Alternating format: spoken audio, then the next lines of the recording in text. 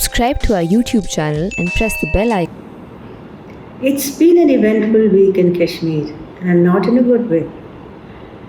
Former Chief Minister Farooq Abdullah made a rather startling statement that the Kashmiris would rather be with the Chinese than with India.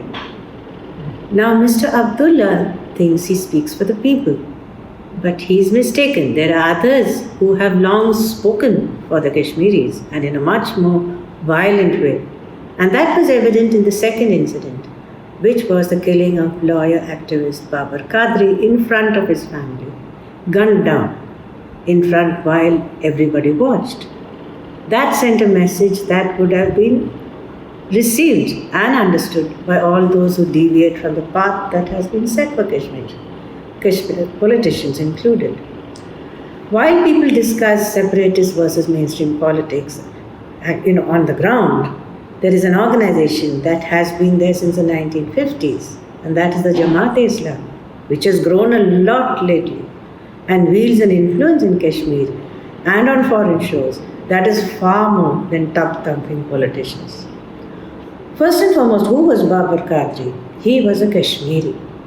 He didn't speak for Pakistan, he didn't speak for India, he spoke for the Kashmiris. And his killing in his shooting was, of course, had the usual social media response, with everyone blaming the security forces. Somebody else blamed agencies. The New York Times ran a story which obliquely blamed New Delhi. And then there was a BJP politician who called out Qadri as a Pakistani agent, which is ridiculous. In this plethora of completely opposite charges, few chose to look at his own Facebook page and his social media account, which showed that he had a running battle with the High Court, the Jammu and Kashmir High Court Association, and its head Abdul Qayyum, who is a confirmed and a long-term Jamaati and a close friend of SAS Gilani. Nor did they point out that the battle that he had actually posted a video where he pointed out that there were people from the organization who were threatening him and whom he was clearly frightened of. None of that, of course, came out because facts, as always in Kashmir, are usually the first casualty. Now, the Jamaat-e-Islami has been there for a long time, in fact, since the 1950s, when it broke away from the Jamaat-e-Islami Hind, in the mainstream in India.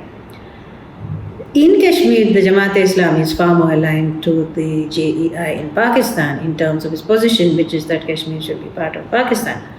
But leaving that aside, it's a highly disciplined organization. It has a certain inner democracy. It is very cadre-based, and it does have a very good social network on the ground, which it uses very, very well in times of emergency. It has a whole lot of schools, over 1 lakh of students, and over 10,000 staff members in many of these schools, and it wields a very strong influence among the youth. Although initially the Jamaat-e-Islami was not supportive of militancy, but in the end, as the militancy progressed, and of course the Hizbul Mujahideen came from Pakistan, it sort of melded with it, though unofficially, of course, and it soon became apparent that the Hizbul Mujahideen was the armed wing of the Jamaat-e-Islami in so many words. Now, in fact, in 2018, a report by the Jammu and Kashmir Police showed that nearly 22% of those who enrolled in militancy were from Jamaat-e-Islami backgrounds.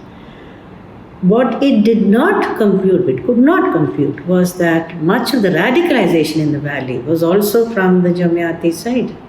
And this became apparent later when the Jamaat-e-Islami backed the PDP, the People's Democratic Party led by Mehbooba Mufti, in the elections, and allowing her to use even the symbols of its earlier incarnation, which was the Muslim United Front, thus ensuring that the PDP had a solid victory. But eventually it became a case of the tail wagging the dog, and Mehbooba Mufti was often found in difficulties with the Jamaat-e-Islami, which started taking a more and more violent stand following the death of Burhan Wani. The Jamaat-e-Islami, in fact, has of course, as we know, a solid tie-up with the Pakistani Jamaat-e-Islami, which came out recently in a very embarrassing incident. S.A.S. Gilani recently pointed out when he resigned from his post as head of the Tehreek-e-Harriet by saying that many of his pro-party workers were involved in selling seats in medical colleges in Pakistan, which were meant for the Kashmiris. So, inevitably, as it is in Kashmir, militancy, corruption, and money are all mixed together. Now, apart from that, of course, the Jamaat-e-Islami Pakistan and the Jamaatis as a whole have a lot of influence outside Pakistan and particularly in the United States. In the United States, there is a plethora of organizations, including the Islamic Circle of North America, there is Muslim Aid, there is Stand with Kashmir, all of them working with congressmen sometimes with various think tanks, with universities to make sure that the Kashmir issue remains center stage and is oriented towards the Pakistani viewpoint. Now, that kind of clout it comes with money, with a lot of funding opportunities, which is not directly associated with Kashmir, but comes through organizations like Muslim Aid, which are also, present in parts of India, including Hyderabad. So this kind of a clout which the Jamaat-e-Islami has, the Jamaat-e-Islami in Kashmir has, which is within Kashmir, into India, into Pakistan, and into foreign shores, is rarely recognized.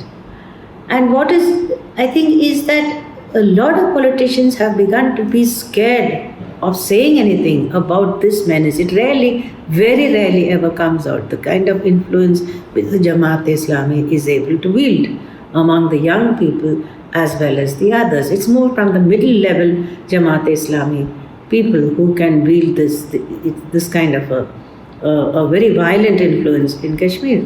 In fact, even Farooq Abdullah was stood up against the ban which the government had instituted on the Jamaat-e-Islami last year, detaining many of its leaders.